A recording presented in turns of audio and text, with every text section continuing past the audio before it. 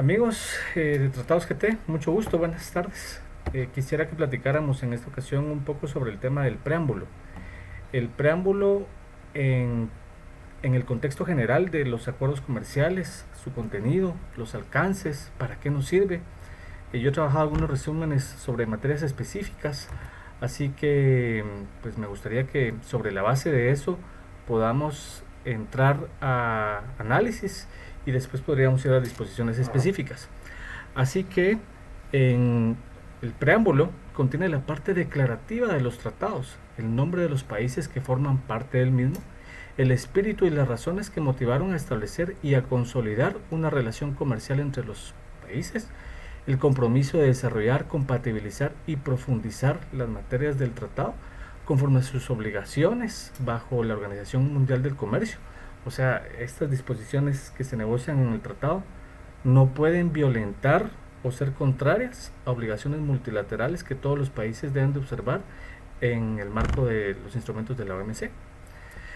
También en algunos tratados se incluye el respeto y la conservación al medio ambiente, temas laborales, ya los vamos a ver más adelante.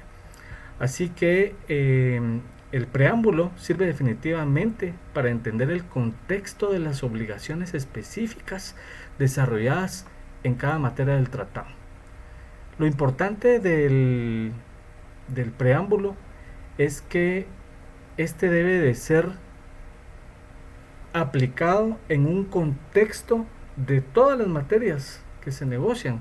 Significa que para poder interpretar una disposición específica, yo debo de utilizar el preámbulo para entenderlo. Así que la Convención de Viena sobre el Derecho de los Tratados nos ayuda mucho a tener este tipo de aclaraciones sobre cómo debemos de interpretar obligaciones internacionales.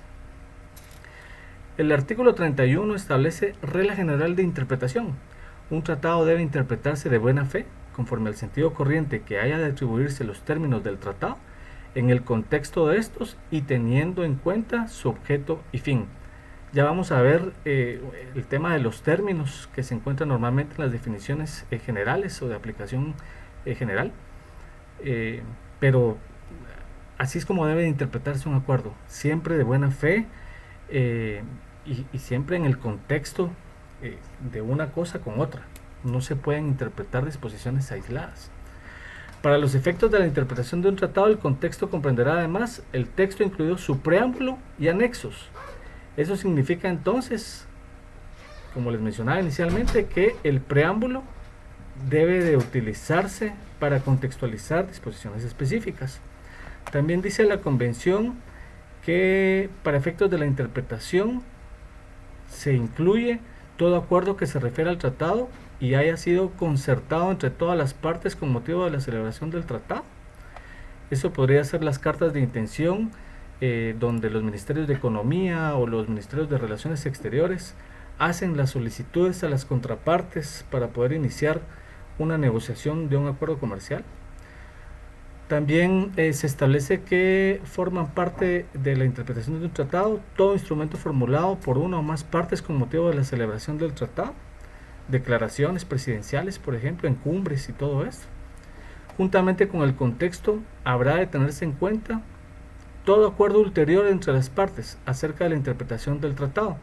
Los acuerdos ulteriores se dan, por ejemplo, a través de decisiones de las comisiones administradoras que acuerdan cierta interpretación que es solicitada por una de las partes para poder aplicar correctamente una disposición.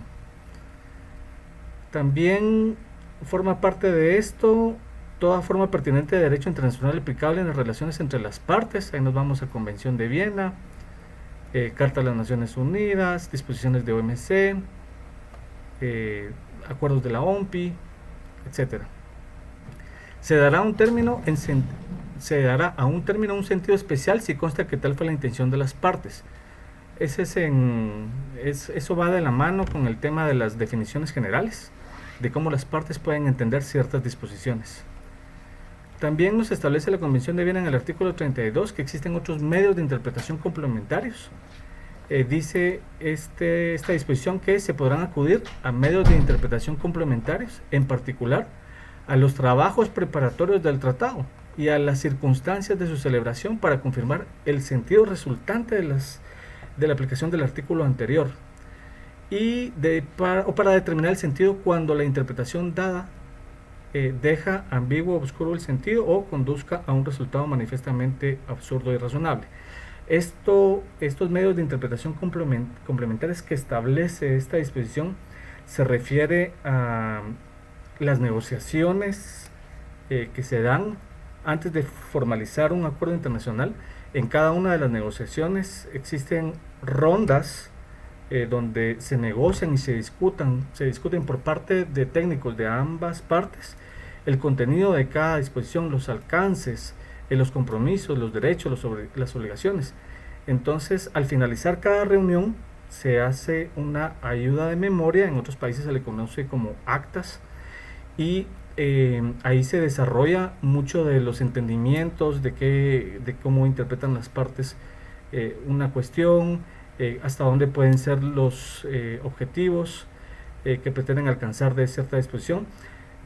Otra de las formas que se hace para poder recoger estos entendimientos es poner en artículos específicos o disposiciones específicas un pie de página donde se establece cómo entienden las partes que esa disposición debe ser interpretada por ambas.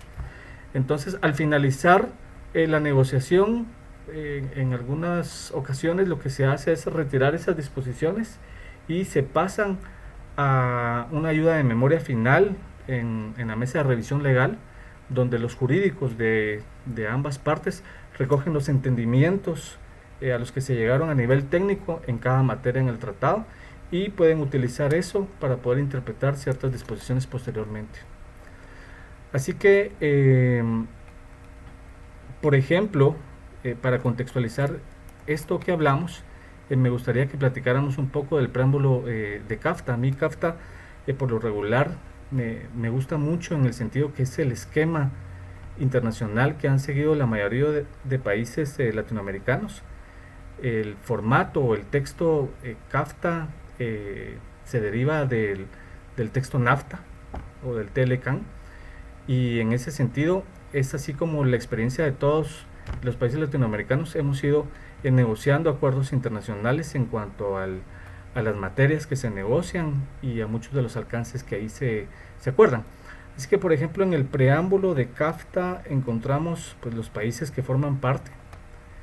Se encuentran las partes declarativas respecto a fortalecer los lazos especiales de amistad y cooperación, contribuir al desarrollo armónico y a la expansión del comercio mundial y brindar un catalizador para ampliar la cooperación internacional, crear un mercado más amplio y seguro para las mercancías y los servicios producidos en sus respectivos territorios, mientras se reconocen las diferencias en sus niveles de desarrollo y el tamaño de sus economías, evitar las distorsiones en el comercio recíproco, establecer reglas claras y de beneficio mutuo en su intercambio comercial, asegurar un marco comercial previsible para la planificación de las actividades de negocios y de inversión, desarrollar sus respectivos derechos y obligaciones derivados de la OMC, así como otros instrumentos multilaterales o bilaterales de cooperación, buscar facilitar el comercio regional promoviendo procedimientos aduaneros eficientes, fortalecer la competitividad de sus empresas en los mercados globales,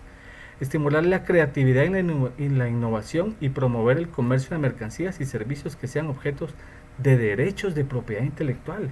Oigan, qué interesante. Promover la transparencia y eliminar el soborno y la corrupción en el comercio internacional y de inversión. En este acuerdo se negoció un capítulo o una sección B específica en transparencia, donde hace relación al eliminar el soborno y la corrupción transnacional. Crear nuevas oportunidades para el desarrollo económico y social, proteger y fortalecer y hacer efectivos los derechos fundamentales de los trabajadores.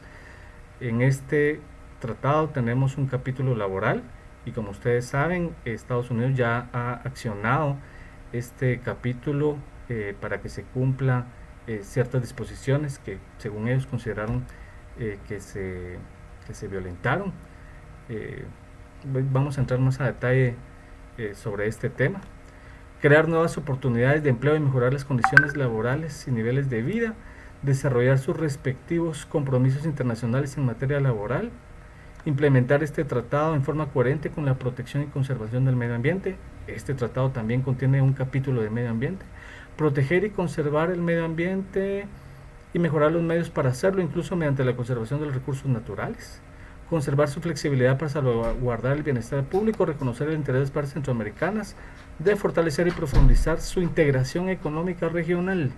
Oigan, contribuir a la integración hemisférica y promover un impulso hacia establecer el área de libre comercio. Pues como vieron mis queridos amigos, el tema aquí es que el preámbulo no es un texto descartable, es una disposición transversal que le aplica a todas las disposiciones de los tratados, de los capítulos que se negocian en materias específicas. Sirve para poder interpretar en el contexto de cada disposición y así que yo espero que este resumen que acabamos de platicar sobre el preámbulo les pueda servir. Muchas gracias.